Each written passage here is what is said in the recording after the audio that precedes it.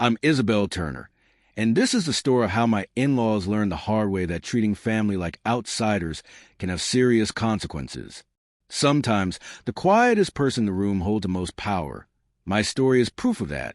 I met Lucas Zhang during my final year studying computer engineering.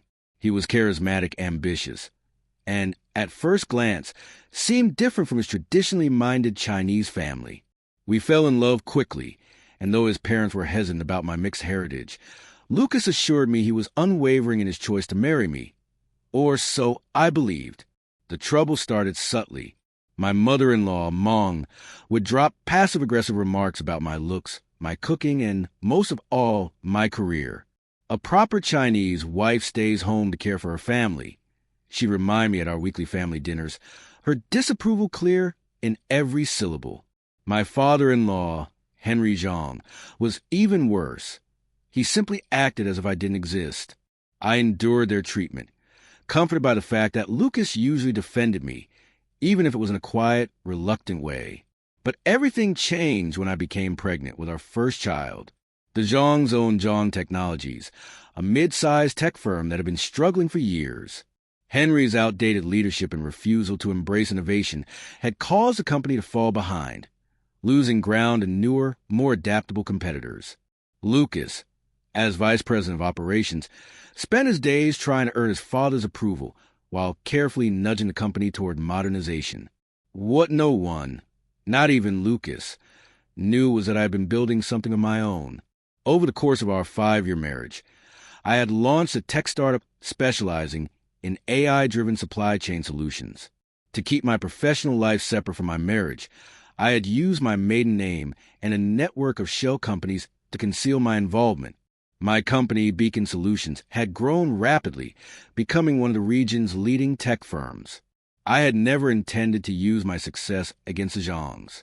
In fact, I had hoped that, once I was established, I could help modernize Zhang Technologies. But fate had other plans. The Zhangs were on the verge of securing a crucial merger that could rescue their failing company. To impress the potential investors, Henry arranged an important family dinner, one that I was expected to attend. At the time, I was 3 months pregnant. The day before the dinner, my mother-in-law called. Her voice was thick with artificial sweetness. "Isabel, dear, we decided it would be best if you didn't attend tomorrow's dinner," she said. I tightened my grip on my phone. "Excuse me?" Well, in traditional Chinese culture, pregnant women are considered unlucky for business discussions. "We can't risk anything going wrong with this deal. I'm sure you understand." I couldn't believe what I was hearing. "Have you even spoken to Lucas about this?" "Of course. He agrees it's for the best. Family business first. You know how it is." My heart sank. Lucas hadn't even warned me.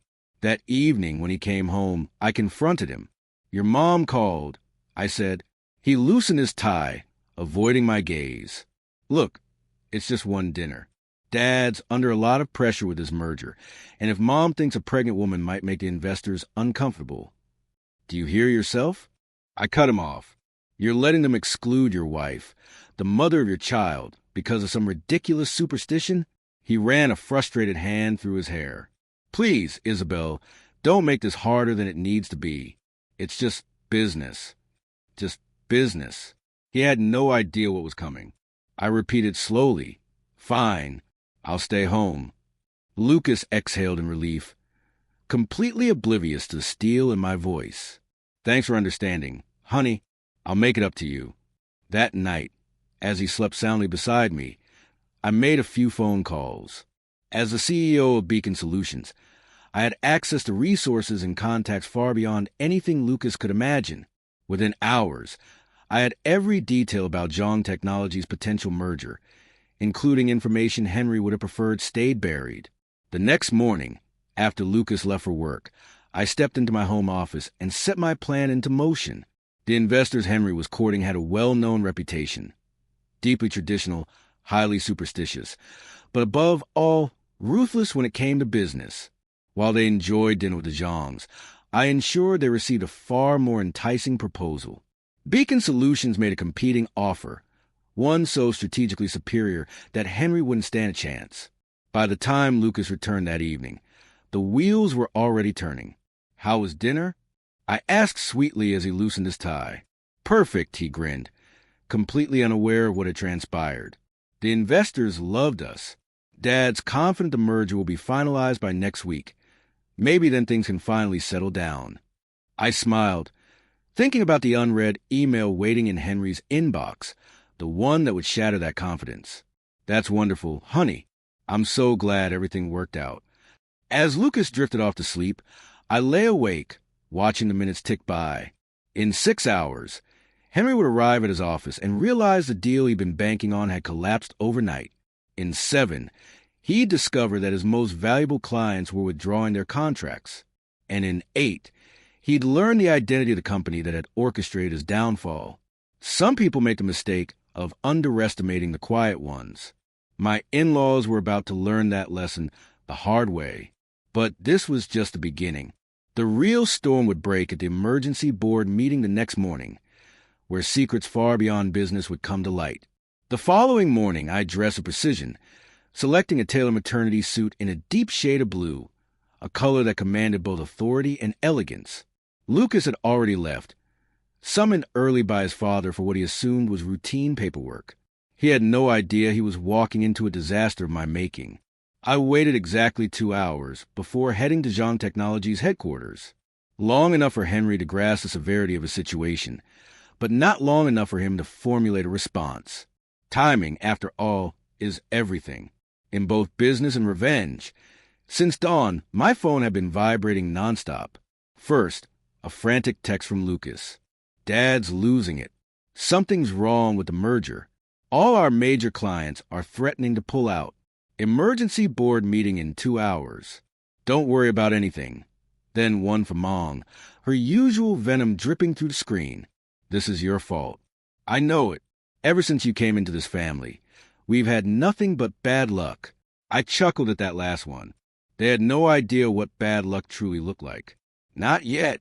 When I arrived at Zhang Technologies, the security guard recognized me as Lucas' wife and waved me through without an appointment. Yet another oversight in Henry's weak leadership. Poor security, poor foresight. I took the elevator to the top floor, where the boardroom was already in chaos. I could hear the shouting before I even reached the door. How the hell did this happen overnight? Henry's voice thundered. Yesterday, they were ready to sign. The beacon offer is just too good, someone interrupted. That was my cue. I pushed open the door. The scene inside was pure disorder. Henry stood at the head of the table, his face flushed with fury.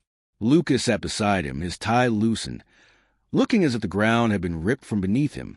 The board members, old men who had once shared Henry's confidence, sat in stunned disbelief. In the corner, Mong clutched her designer handbag like a lifeline. I stepped inside, meeting their bewildered stares with a calm smile. You've heard of us now. I spoke softly, yet my words carried through the room with undeniable weight. Every head turned in my direction. Lucas sprang to his feet. Isabel, what are you doing here? This is a private board meeting. Henry's glare darkened. Family members aren't allowed in these discussions. I gave him a pleasant smile and casually retrieved a folder from my briefcase. Actually, I'm here in my official capacity. As the CEO of Beacon Solutions, I stated, placing the folder on the table.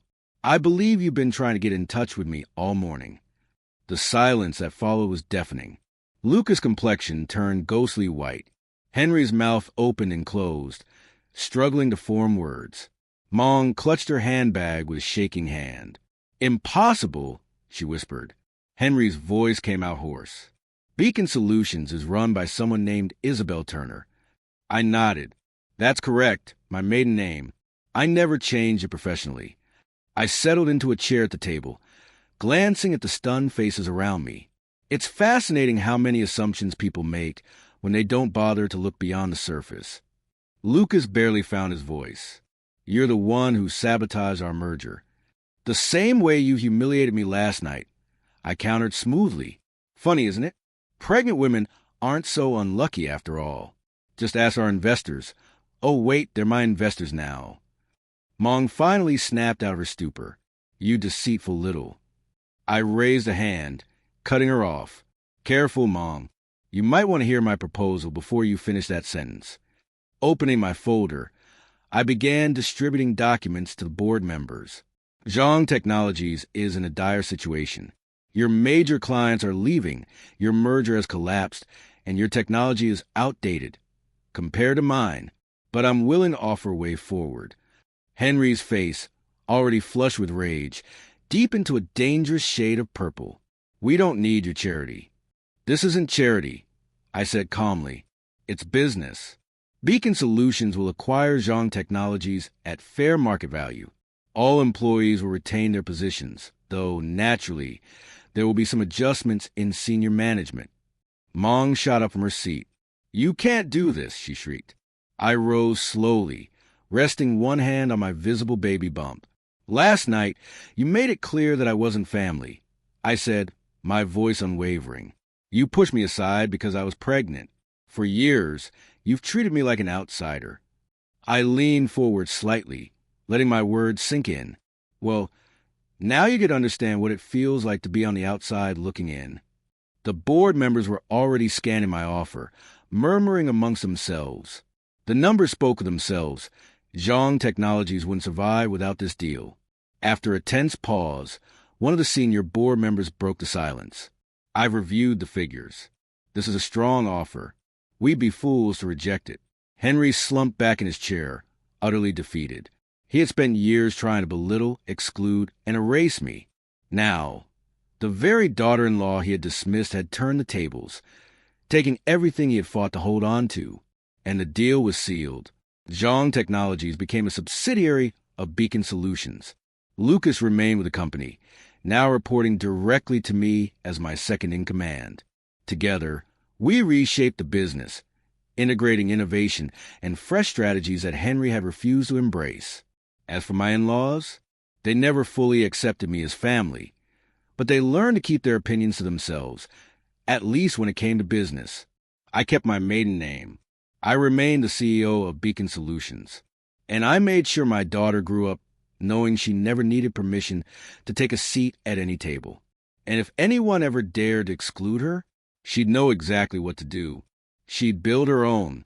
Next week, the Zhangs will be attending our family dinner, and I'll be sitting at the head of the table, pregnant with our second child, fully aware that the best revenge isn't tearing others down. It's rising so high that they can do nothing but watch from the sidelines, filled with regret